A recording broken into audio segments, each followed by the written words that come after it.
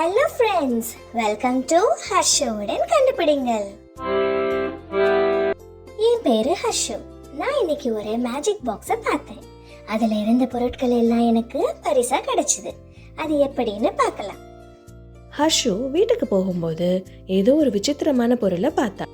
அது என்னன்னு தெரிஞ்சுக்க அதை நோக்கி நடந்து போனா. புதிரை தீர்த்து மர்ம பெட்டியை திற. இதுல உள்ள புதிரை தீர்த்தா இந்த மர்ம பெட்டி திறக்கும் போல. ஆனா இந்த புதிரை எப்படி கண்டுபிடிக்கிறது? ஹாய் ஹர்ஷு, இந்த மேஜிக் பாக்ஸ்குள்ள என்ன இருக்குன்னு தெரிஞ்சுக்க நீ ஆவலா இருக்கியா?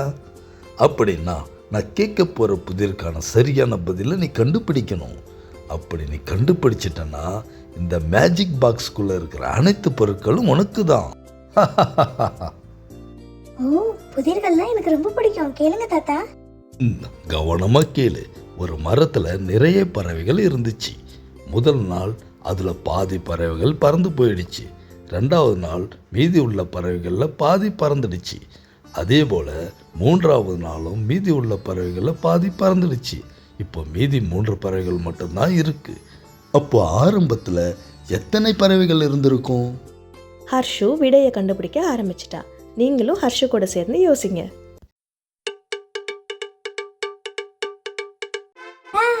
நான் கண்டுபிடிச்சிட்டேன். அந்த புதிருக்கான விடை 12. முதல் நாள் அந்த மரத்துல மொத்தமா 12 பறவைகள் தான் இருந்துச்சு.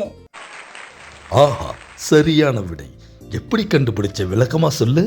அதுக்கான விளக்கம் என்னன்னா, 3வது நாள் 3 பறவைகள் மீதி இருந்துச்சு. அது 2வது நாளுடைய பாதி. அப்போ 2வது நாள் 6 பறவைகள் இருந்திருக்கணும். அது முதல் நாளுடைய பாதி. அப்போ முதல் நாள் 12 பறவைகள் தானே இருந்திருக்கணும். அற்புதமா விளக்கிட்ட. இப்போ இந்த மேஜிக் பாக்ஸை திறக்கிறதுக்கான நேரம் வந்துடுச்சு. நான் முன்னவே சொன்னது போல இதில் உள்ள பரிசு பொருட்கள் அனைத்தும் உனக்கு தான். வாவ், இதில் நிறைய பென்சில்ஸ், கலர் பென்சில்ஸ், சாக்லேட்ஸ், அப்புறம் டாய்ஸும் இருக்கு. இது எல்லாமே எனக்கு ரொம்ப பிடிக்கும். ரொம்ப நன்றி தாத்தா. எனக்கு தேவையான பொருட்களை எடுத்துக்கிட்டு மீதியை என்னோட ஃப்ரெண்ட்ஸ் அண்ட் ஃபேமிலிஸ்கிட்டே நான் ஷேர் பண்ணுவேன் சொல்லிட்டு ஹர்ஷு கிளம்பிட்டா. என்ன ஃப்ரெண்ட்ஸ், என் கூட சேர்ந்து கண்டுபிடிச்சதுல உங்களுக்கும் சந்தோஷம் தானே?